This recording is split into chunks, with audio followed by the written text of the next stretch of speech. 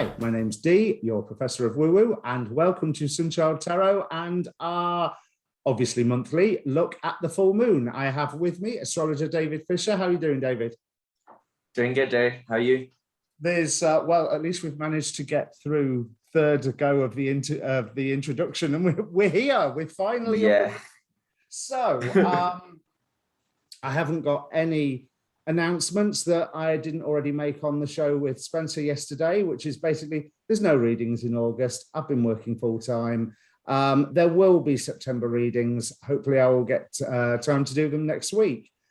So David, tell us about this full moon. All right, let's dive right into it. So last time we were here, we were talking about how the last full moon was going to be conjoined with Saturn and how that could be a more heavy influence on our perception of our reality and how we dealt with things that were going around that particular context. So now I'm going to bring up the chart for the full moon. We see that we have the second full moon, and that first one was right at the beginning of Leo. The second full moon is going to be at the very end of the sign, which is representing also representative of also of the changing quality around this period. So this whole dynamic between Saturn and Aquarius and all these planets in Leo is kind of being finished. It's being round up by this last full moon. It's going out with a bang, basically. So we are seeing this last announcement of how our reality is going to change. It has changed our expression and the way we choose to go around the world with our business, you know, how we choose to be perceived by people, how we want to expose the way we think about our inner personality and the way we want people to see us, how we go about that, how we self-determine, in other words, which is a very Aquarian concept, especially with Aquarius. How can you self-determine in face of reality? On first hearing, that's terrifying because yes. How I do have to say, because we didn't do a show on the new moon. And how was the new moon for you? Because I know myself, let's just say there's been plenty going on. And like I say, lots of changes or lots of things that I've just had to deal with. That I won't say are necessarily changing my life, but oh my God, when's it going to end? And so to say that this cycle is going to go out with a bang, I've had enough. No, but it's already kind of happening. When you look at the whole dynamic that happened in Leo, this is the last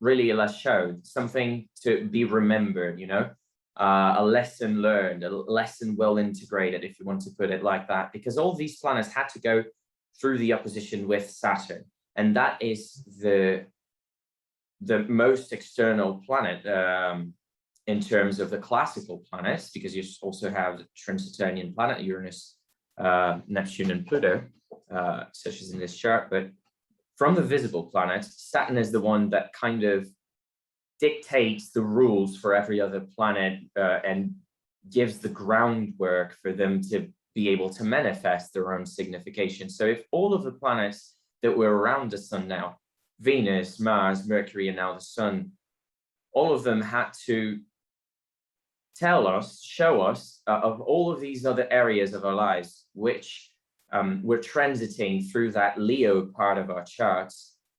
They were kind of going through the fire of our personality and being shown to us in a very clear manner through opposition, through challenge, through people challenging our points of view on things that we thought were very grounded in our personality. And now we see that we need to adapt in order to survive, in order to maybe even go forward with a particular plan that we've been nurturing for a long time and we don't want to give up on.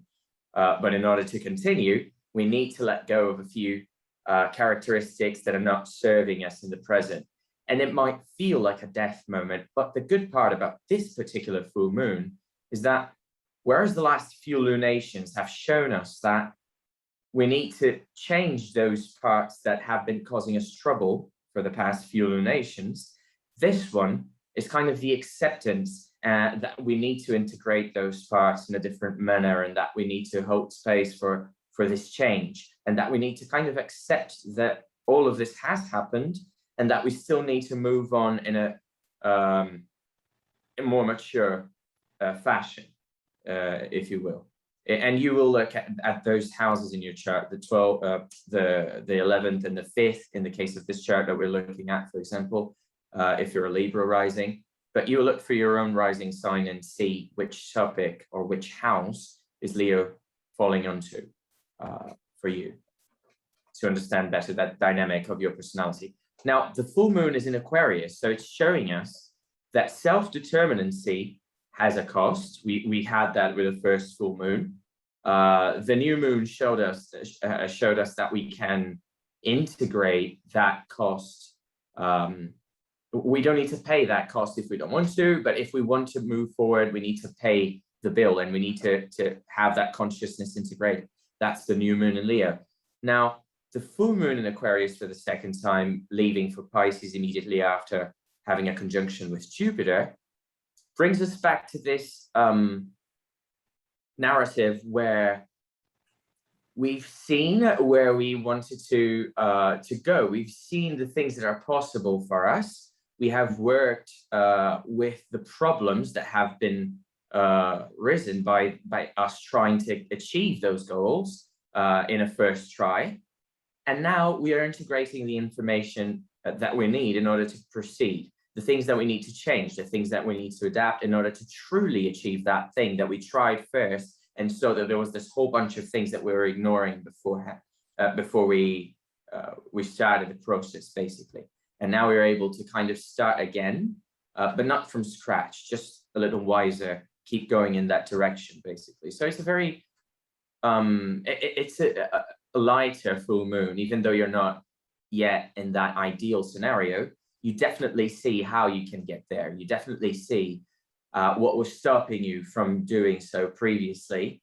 And you can reassure yourself around this full moon that whatever had to be let go of is in the past now, and you don't have to deal with it anymore the same way, and you actually don't. So you're going to have some experiences, for instance, of conversations with people. Let's talk about it in terms of relationships, close dynamics.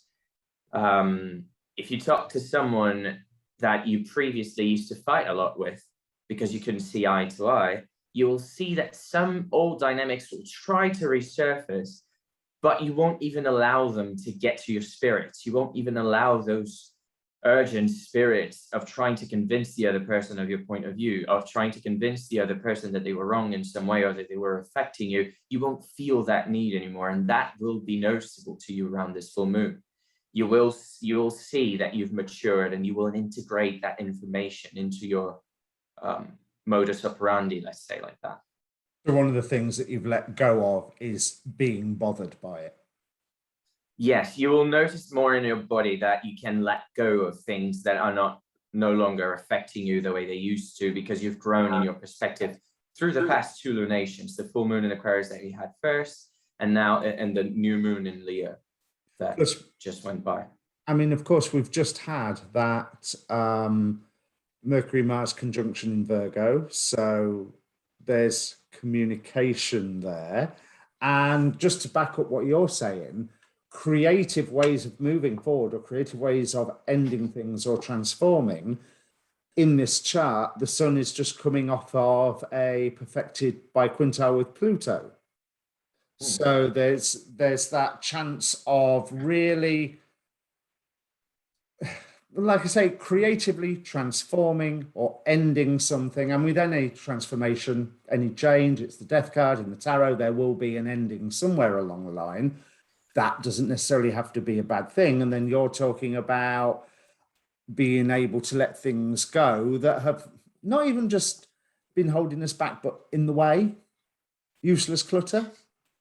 Useless clutter, yeah. It's going to be a more positive full moon in the sense that it's going to bring us good notions around this new period in all of our lives after having adapted to everything that's happened to us in the last few months. And the Virgo dynamic that you just mentioned of Mercury receiving Mars, for example, in Virgo, its exaltation and domicile of Mercury, not Mars.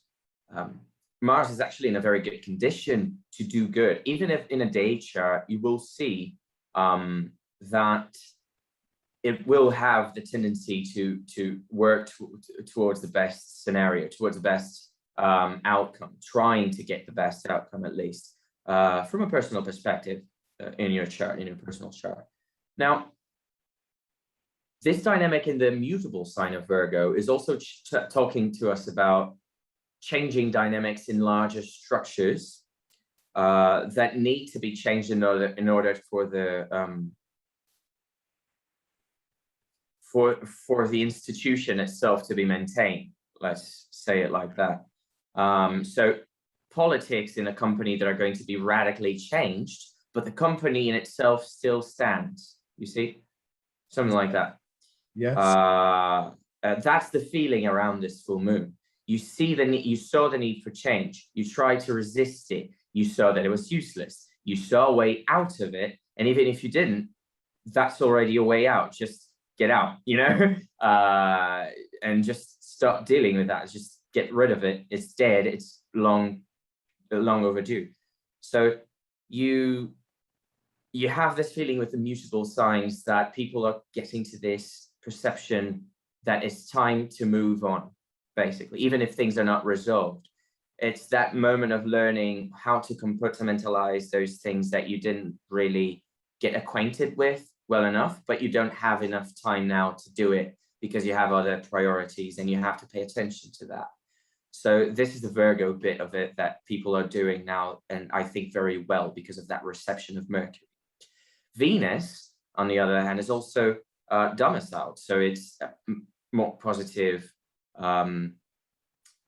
reinforcement that people are trying to get to the most rational, cohesive conclusion about what's the best things to let go of, what's the best things that I don't need anymore, and it's going to be that Venus in Virgo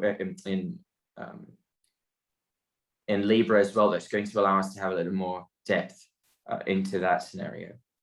So of course the Venus is trine the Saturn at the moment, so it's working with the structures, working with the rules and limitations, would you say? But there's going to be, yes, naturally, because I have a song about this, there's going to be naturally some people who are going to be resisting this change, because we've spoke at the last full moon video, we were speaking about changing the structures. There's vested interests in these structures. How are those vested interests going to, are they just going to get shifted somewhat, come what may? That's what I'm trying to say. They're going to get shifted come what may, or are they going to have the opportunity to dig their heels in, or? It's an opportunity definitely to build things long term. We're talking about Venus in a superior position here, direct in its own light, in a nocturnal position. So, and she's quite a ways from getting retrograde by the end of the year, so she's still moving fast. And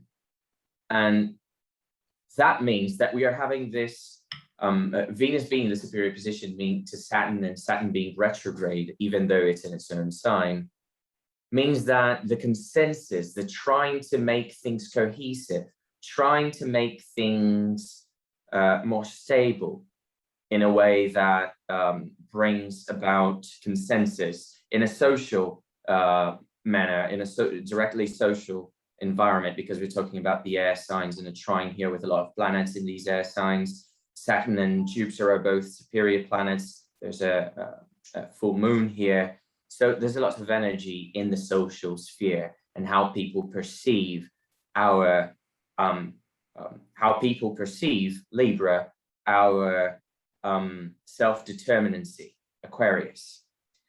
So the letting go of those people who don't really appreciate your truth, your own truth, and trying to find groups of people who do, so as to reinforce your own self, not try to get people who are never going to understand you and who don't identify with you to try and love you, you know, because they're not going to be able to. They cannot identify with you, in other words. So this is kind of the moment where we recognize that and where we try to move forward. Now, people who are not going to see this dynamic of something needs to die and be sacrificed, and that something is generally my need that a certain group understands my own truth, and not that I take my truth to a place where it will be better received. That if people don't really hear that need and then try to make their past happen, then Saturn is going to bring about the Saturn retrograde damaging qualities of destruction. And that person is going to have a really hard time accepting larger structures in their life crumbling down because other people have said so. Other people that are in superior positions to them have come with a justice hammer basically and told them how it's going to be, and there's nothing they can really do about that except and this is the trine as well to Venus to Saturn, because it's just allowing something to come to full fruition, and that person is going to be able to then, even though they're going to be very hurt and very traumatized, they're going to be able to at least build a new ground or go in a new direction from that moment of destruction onwards, supposing that they are able to, of course, because these moments for some people are very final. But yeah, in general, that's it.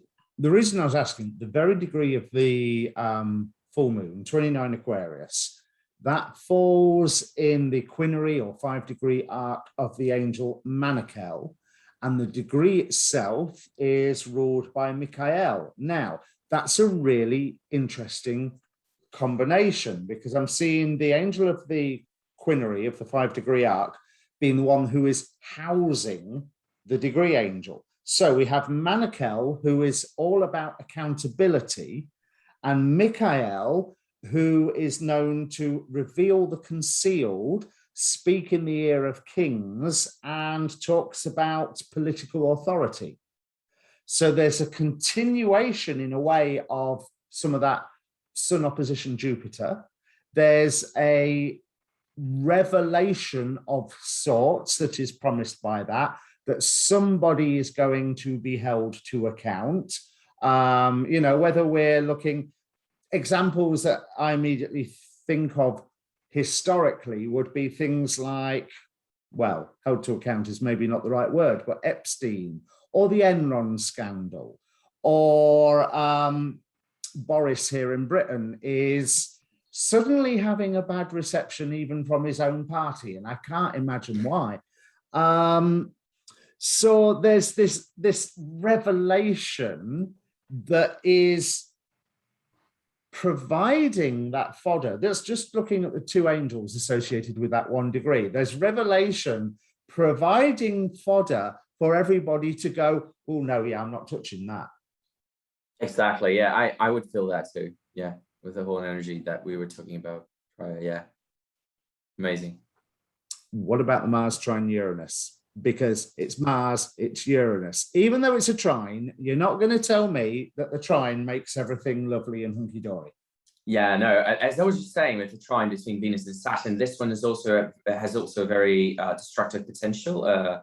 But I think it's going to be more constructive because of the reception of the exalted Mercury, and because Venus, the lord of Taurus, is also in its own light, in its own sign.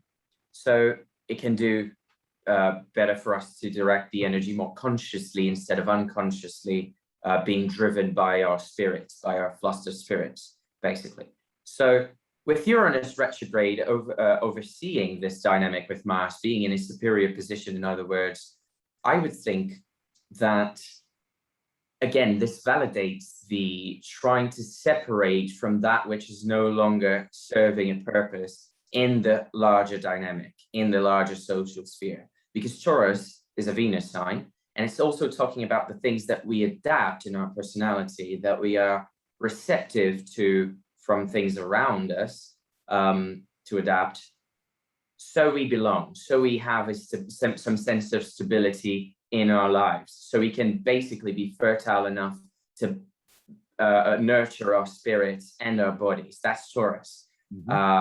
It's rituals that you adapt to from the social environment in order to have that stability granted to you, that Venus gives, that gives fertility.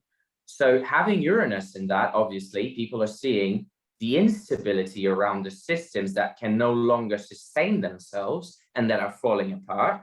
And there's a whole dynamic with Saturn here that's still playing out that we are all very aware of because of the whole coronavirus situation and the whole political chaos that has installed in every corner of the world because of it. Yeah. And that's going to shape the 21st century for good. We all know that now. So these are larger structures and larger realities playing out, much like the last Uranus in Taurus brought about the Second World War that shaped the world as we see now. And what's expected of people and why. Now, we see this dynamic with Mars basically reinforcing what I was saying of the letting go of things, of the mutability of Virgo, and people having the more pragmatic access to their expectations and saying, okay, I need to adapt my own expectations to all of this madness and chaos that has been going on. And this full moon is also shining a light on that. Very clearly. When I was speaking to it earlier, I was already encompassing that dynamic because this chart has a lot of resonance to it. All of these pointers, they are leading us into very similar conclusions in different areas of the chart. Yeah, I want to back that as well, because I was thinking about what you were saying, and with the Uranus being ruled by the Venus in Libra, one thing I didn't continue with is that thanks to Spencer, quick plug for the show I did with Spencer yesterday, link will be down below. I know about the daimons now, or at least the daimons, or the 36 heirs of Cosmas of Jerusalem. And ruling the decan of the full moon again is the goddess Dike, a goddess of justice, known as a spirit of moral order, one who wants to bring fair judgment to a situation, bring balance to a situation. So yet again, I mean, there's not necessarily, there's a threat of penalty, like you were saying with that Saturn, but it's not as if there's an anvil hanging over the do-badders. There's just massive signposts going, do-gooders this way. Would you agree with that?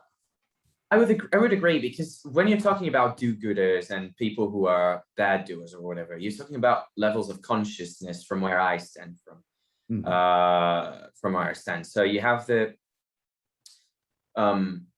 do-gooders basically being the people who check themselves, who try to be present with their own actions and be in control of their own decisions, not trying to have some miracle happen around them in order for them not to have to do the work they need to do with themselves to change the situation around them. We are victimized and subject to a lot in our lives by being in the kind of society that we live in, but we still have some level of choice. And the do-gooders, the good doers, whatever, they would, So they are the people who are fact-checking themselves and really keeping up with their own process of development. The other ones are just going to try and stick to what they know, and many times that's outdated, harmful point of view that might destroy their reality as they know it, if it doesn't kill them. Well, the one thing that, from what you were saying there, that springs to mind, what is it? That baseball film, A Perfect Whatever, the whole, if you build it, they will come. Yeah. Because, like I say, do-gooders this way. Here's where you are looking after your own interests, you're looking after your own health, evolution, what have you. So on one, and as you said, there are major financial, what have you. Go on, as you said, there are major signposts pointing in the right direction right now, and this is what I mean. I'm not just saying that everyone should in meritocracy. No, that's not what I'm saying. What I'm saying is that at this particular moment, the heavens, they're giving us one of the most unique possibilities of viewing ourselves objectively that we are going to get in quite a while. So because there are a lot of planets in good dignity and being received and having good contacts with other planets, such as Venus in its own power in Libra, trying to Saturn, which is exalted in Libra and domiciled in Aquarius. And Saturn is also receiving a benefic, that's Jupiter. So there's a lot of possibilities for us to do a lot of good for ourselves right now if we make the effort to be more conscious about the things that we are doing. And that means putting in the effort to really structure what we think and why we think, and direct our narratives in a more head-front way, from the front seat. That's not necessarily going to affect people who would look into astrology or even look into the science of whatever it is that they're doing, you know, whether you're an astrologer or an engineer or a chemist or a banker, or, you know, how are we going to do this better? But what I really like is, again, going back to the degree of the full moon. Franz Baden was a Hermetic magician, and he went round and his writings say he was summoning and evoking the spirits of each individual degree of the zodiac. Now, 29 degrees of Aquarius is Cyrigillis, who is all about high mysteries concerning alchemy, and how to shape man in a specific, beneficial, more evolved form. So again, it's like the angel is a standing guard, like a pair of bouncers on the door. So you can come in, you can come in. You need to go back and do your homework. And then they're being received by the Cyrigillis. And you thought, well, have the pair of you two thought mixing what you do and what you do together to make it better? There's some beautiful symbolisms there. There is, and I want to build on that, talking about multiplicity, because you have the moon representing multiplicity and the general public and, you know, populations of a country or something like that. And Jupiter is also right now, although it's a diurnal planet and it represents more of the divine consciousness type of spirit, you still have it retrograde, and the sun is quite opposite to it, as you said. So there is this quality of Jupiter trying not to belong to its own sect and adhering to the multiplicity of things around it, which means our Jupiterian focuses, our dogmas, the things we believe in, right now they're being fact-checked.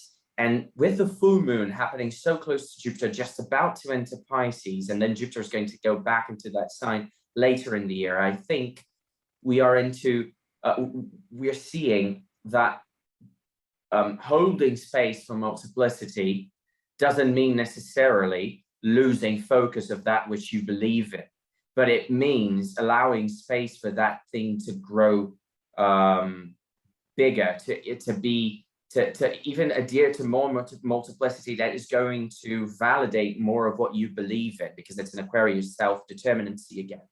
So it's going to try to be easier on yourself when self-determining. Try not to be so matter of fact. Be open to adapting your points of view and to receiving people's opinions that are not directly harming you, even though they might sound triggering, basically. Just try to hold space for multiplicity around you without letting it affect you so much. And you will see how much you can self-determine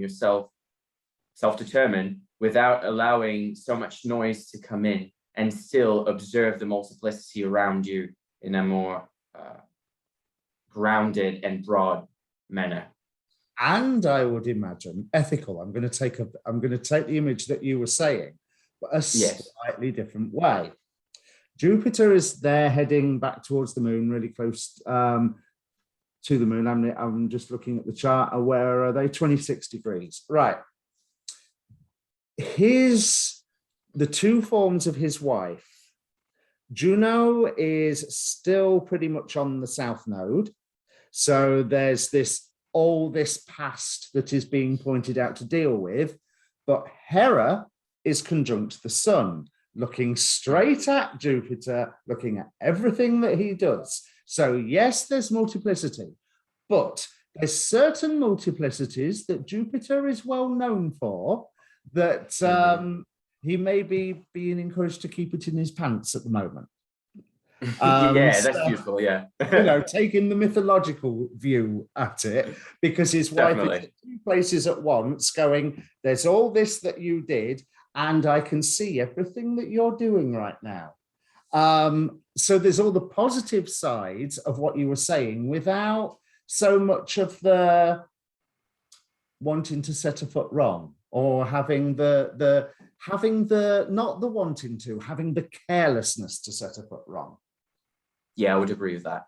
Because Jupiter's got to be thick to mess that one up. And that's one thing he's not. Yeah. So yeah, I would agree completely with you. I love that illustration. Yeah. There's now what I also like is the Sabian symbol of this particular full moon, because again, it's about this evolution, or it's a conspiracy for a trailer for Marvel's new Eternals movie that is coming out. This, which comics, you will know what I mean when I read this out. I'm sure that was it. Deeply rooted in the past of a very ancient culture, a spiritual brotherhood in which many individual minds are merged into the glowing light of a unanimous consciousness, is revealed to one who has emerged successfully from his metamorphosis. Now, that's a mouthful, but it's indicating someone coming through to a vibrationally higher form of groupthink rather than the minds of the herd. There's an element of initiation there. It talks about the Eternals Unimind, which you will know about when that movie comes out in November, if you don't know about it. But there's so much ideas of things leveling up, because with that new person coming into that consciousness where all the others are, they are bringing new things. They are bringing that an element of, they're not conforming, they're arriving going, this is me, using that old Gnostic statement of when you reach heaven, you see yourself in the angels and the angels see themselves in you, but you are still you and the angel is still the angel. So there's this newness. I feel like of a world card kind of vibe here at this, because it doesn't feel like the Fool, because it's not the beginner's mind, right? It's more of a world where it feels like a new beginning, but it's coming from a long journey. But also what I want to say is tying back to what you were saying yesterday with Spencer on the show, that Spencer was talking about the 8 of Cups being Pisces 1, right? And how that would be the letting go of things that previously brought you joy, but don't really anymore, in order to achieve that integration with the larger thing that's calling out to you into your heart, which is basically, if you watched Frozen 2, kids things on TV being very deeply spiritual on the movies. But let's say archetypal. Yeah, archetypal. Yeah, they're very archetypal, and it's that basically the voice that's calling out to Elsa and making her follow it, and up until the point where she finds herself and her own purpose. Spoilers. You have the same thing happening here, but I would say that this full moon would be the stage where you are about to go into the 8 of Cups. You still haven't. You just realized that you need to. You've seen the 7 of Cups, and now you are, okay, I cannot deal with all the cups. I need to choose which cups I'm going to go for, in a sense, in order to open space for that larger integration. This is the moment where we are now. It's basically Elsa being thrown out of the city by the elements with the whole population of Arendelle, and that thrusts them on their journey to the enchanted forest, but she was listening to the voice prior to that. And this is the moment where you get thrown out of the city and decides to go in the journey. That's basically the full moon. Well, you haven't ruined the movie for me because I've not seen it. I think you did that to me anyway. But yeah, it's that whole putting the cups down. Maybe you're stacking them nice and neatly and putting them to one side, deciding which ones to abandon and which ones you're preserving to come back to when they're necessary. But Yeah. yeah, of course, we're about to head into the first decan of Pisces. So of course we're heading into the Eight of Cups.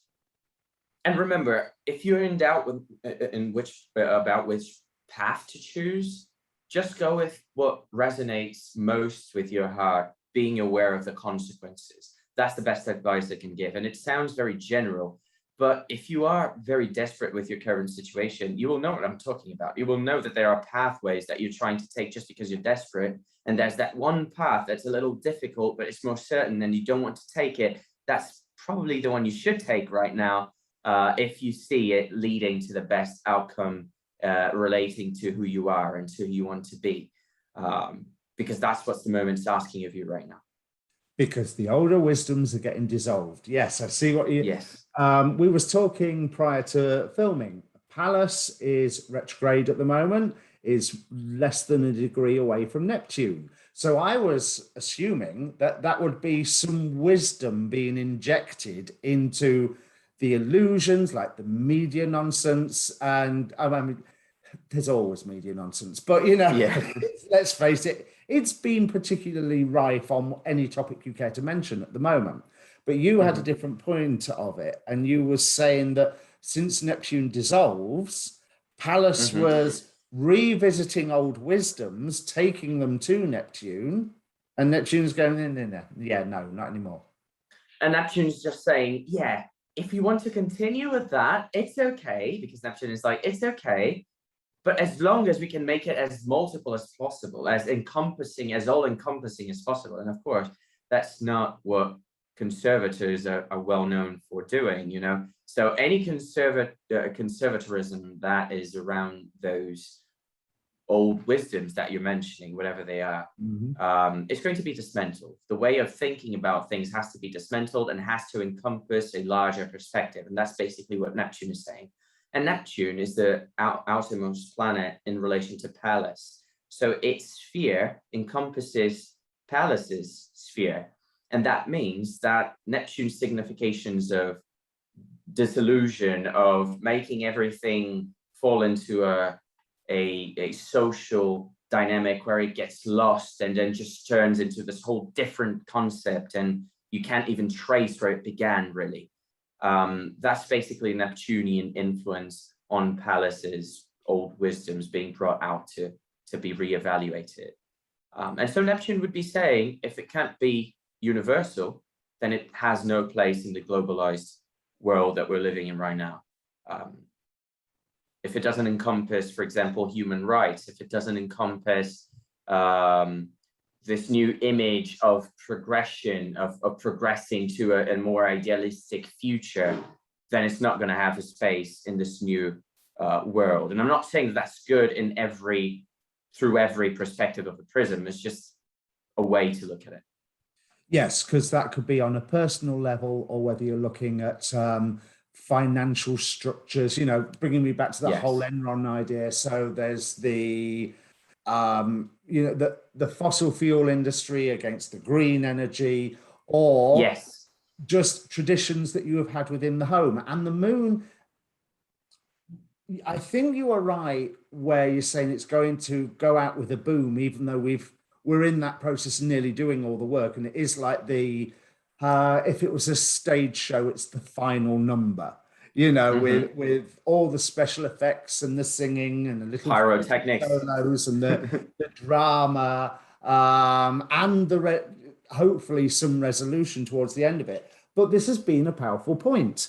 This point was, well, first I'll use, you may recall back in June, I got all excited about this pentagram that I could see in the chart of, I can't remember whether it was new moon or full moon, I forget now, but I got very excited about this pentagram. And this point is on that pentagram. And before that, back at the new moon of 11th of May, so that would have been the new moon in, yeah, you're the expert, David, 11th of May. Taurus, right. Jupiter was quintile, almost perfectly quintile Uranus, again at this point of 29 degrees. So we've had that Uranian. Uranus has had had a taste of expansive energy from this degree point. And obviously Jupiter makes it bigger. Now we've got the full moon, the culmination. Uranus itself has just stationed direct, is moving retrograde now. So it's got extra whammy. And I mean, that's is in Taurus, and I want to say bull in a china shop because it's Uranus. You know, so I think you're right. I think there may well be some booms, and Yeah. I mean, it's a pretty safe bet at the minute. It doesn't matter where in the world you're talking about. I can turn around and say there's going to be some scandal. There's going to be some revelation about somebody with the angels, with all the people working to make better systems and going, oh, no, we've got to put that down. And with that Uranian energy, I mean, really, there's a scandal every weekend anyway, but I think we may have, during the full or around the full moon, one that's quite juicy. And personally, yeah, I hope it's here in Britain and it affects Boris, but that's, you know, you may want to assign it to any local politicians or institutions in your own area if you so wish. But it's good that you brought that up. I want to quickly mention that if you have anything by the end of the fixed signs, you're going to feel this clearly more effectively in your life. You're going to see things happening around you more clearly that are going to affect your routine and things like that, especially the sun, the moon around these lesser degrees of the fixed signs. You're also going to feel it if you have a Saturn square happening right now, or if Saturn is squaring off any of your planets, because Saturn is a bit too involved. It's ruling that full moon. So this full moon, if Saturn is connecting very closely to something in your chart that's important, especially by square or opposition or conjunction, you're going to see that manifesting very clearly for that area of your life, that being an important turning point at this moment.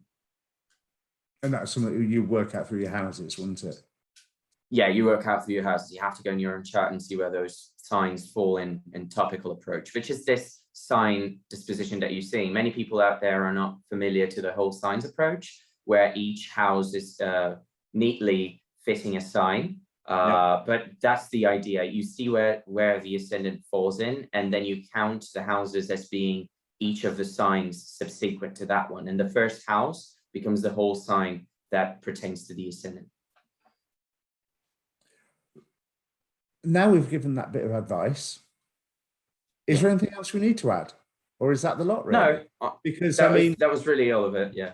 Let's look forward to our big boom. There's an element of me, the more pessimistic side of me, that's also says let's look forward to the big boom being over. But you know, it has been when Anne Ortley said, what was it she refused to rate this week that's just gone? She went, no, I'm not giving it a rating between 1 and 10. She says, score it between 1 and 10. The word is change. That's the score that I give this week, change. And personally, I think that's been fair. Yeah, absolutely. Yeah. So that doesn't mean the change is ending, but the full moon sounds like it might be just a little bit more, even if not nicer, more constructive for a short term at least. Definitely. Right. So, David, what projects you've got going on at the minute? Well, still got my website going on, so if anyone wants to check that out, I've still updated the website, blog posted these videos as well, so it's always being updated. Got my Facebook, got my YouTube that I'm still to launch. Haven't posted any videos there yet, but believe me, they're coming. Already have another project going on YouTube with a friend, but it's in Portuguese. So if you speak Portuguese, you should look for us. It's in my pages. In the first place, Astrology on Instagram, and my website is in the first place.com. Sorry. As ever, David's contact details will be below in the description. And if they're all too complicated and you've come here through Facebook, you can contact David through my Facebook page in the link tree as well. And I'll just forward the email because it's so. In which case, have a great full moon, folks. Enjoy. And we will definitely, I promise I will be around for this new moon. There's my apologies that we didn't get to do it this time. That was all my, well, I'll blame work, but that was all my fault. We didn't get to do it last time. So yes, see you in 2 weeks, folks, with the new moon show, and hopefully my September readings will be up by then. See you later. All right.